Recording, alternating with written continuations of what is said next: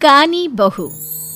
किशोरी लाल जी के बेटे राघव की शादी की बात जगह जगह चल रही थी, लेकिन किशोरी लाल जी को कोई लड़की पसंद ही नहीं आती थी। और उसकी एक ही वजह थी, किशोरी लाल जी का लालची होना। उनको लड़की वालों से मोटा दहेज चाहिए था और इसी चक्कर में एक दिन वो एक बहुत पैसे वाले के घर अपने बेटे का रिश्ता लेकर पहुंचे। उस आदमी का नाम था ओम प्रकाश।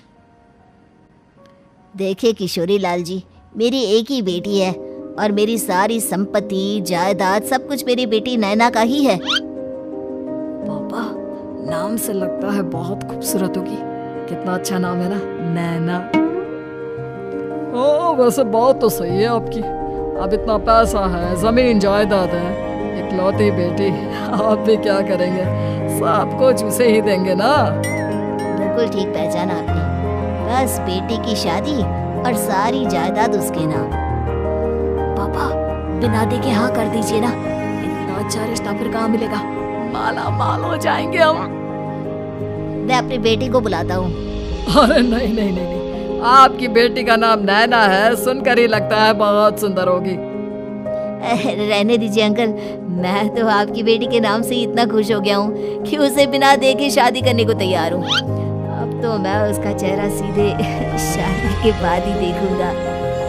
और इस तरह राघव नैना का चेहरा नहीं देखता और उससे शादी कर लेता है। शादी के बाद अपनी सुहाग रात पर जब राघव नैना का घूंघट उठाकर देखता है तो नैना की आंखें बंद थी। कितनी खूबसूरत है तू नैना। जरा अपनी आंखें खोलकर मेरी तरफ देखो तो सही। नहीं, मुझे शर्म आती है। अरे मैंने तुम्हें शादी से पहले भी नहीं देखा, और अब अगर तुम आंखें खोलकर मुझे देखोगी भी नहीं तो मुझे अच्छा कैसे लगेगा? इससे पहले कि नैना अपनी आंखें खोलकर राघव की तरफ देखती, अचानक से लाइट चली गई और राघव नैना को पूरी तरह से देख भी नहीं पाया। अगली सुबह नैना राघव के लिए नाश्ता बनाकर लेकर आई। अरे ये क्या, आधा पराठा सेका हुआ है और आधा बिल्कुल कच्चा। ये तुमने क्या किया नैना? बहू, तुमने क्या आधा पराठा तवे से नीचे लटका कर रखा था, जो आधा सेका है और आधा कच्चा? मुझे जितना दिखेगा उतना ही तो सीखूंगी ना पापा जी। जहाँ जहाँ मुझे नजर आ रहा था वहाँ मैंने सीख लिया, जहाँ जहाँ नहीं दिखा वहाँ कच्चा रह गया होगा। इसका क्या मतलब है? ये कैसा मजाक कर रही है तुम? अरे बहू, तुमने इतना लंबा घूंघट क्यों लगाया हुआ है? देखो, हमारे घर में बहुओं को बेटी की तरह रखा जाता है, और फिर तुम तो इतना सारा माल लेकर आई हो। देखो, ये घूंघट डालकर रखने की कोई जरूरत नहीं है। हाँ नैना, पापा जी ठीक कह रहे हैं, तुम तो आराम से रहो, अपना ही घर समझो। नैना अचानक से अपना घूंघट उठा लेती है। अरे ये क्या पापा, नैना की तो एक आंख फूटी हुई है। नाम से नैना, लेकिन ये तो कानी बहू निकली। मेरे साथ धोखा हुआ है, धोखा। बिना दिखाए अपनी कानी लड़की मेरे संग ब्याह दी। मुझे कानी बीवी नहीं चाहिए। मुझे अभी ओम प्रकाश जी से बात करनी पड़ेगी। आखिर उन्होंने मेरे साथ ऐसा किया क्यों? अरे आप लोगों ने ही तो पापा से कहा था कि आप लोग शादी से पहले मुझे देखना नहीं चाहते। अब मेरे पापा पर क्यों इल्जाम लगा रहे हैं? अरे लेकिन उन्हें बताना तो चाहिए था ना कि तुम कानी हो, एक आंख से तुम्हें दिखाई नहीं देता। किशोरी लाल और राघव नाराज होकर ओम प्रकाश को अपने घर बुलाते हैं। पापा जी, ये आपने क्या किया? शादी से पहले बताया क्यों नहीं कि नैना की आंखों में परेशानी है? अरे आप ही ने तो लड़की देखने से मना कर दिया था। और लेकिन आप बता तो सकते थे। आपको तो हमारी बेटी की प्रॉपर्टी चाहिए थी, वो भी पूरी की पूरी। अब क्या हुआ अगर उसे आधा दिखाई देता है? प्रॉपर्टी तो आपको पूरी मिल गई ना। पर ये क्या बात हुई? मेरी शादी प्रॉपर्टी से नहीं, आपकी बेटी से हुई है। ये तो पहले सोचना चाहिए था, तब तो मेरी प्रॉपर्टी देखकर तुम्हारी जुबान लपलपा रही थी। लेकिन मैं कानी लड़की को अपनी बीवी बनाकर नहीं रख सकता।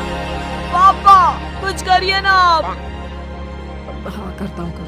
देखिए ओम प्रकाश जी, आप हमारे साथ ऐसा नहीं कर सकते।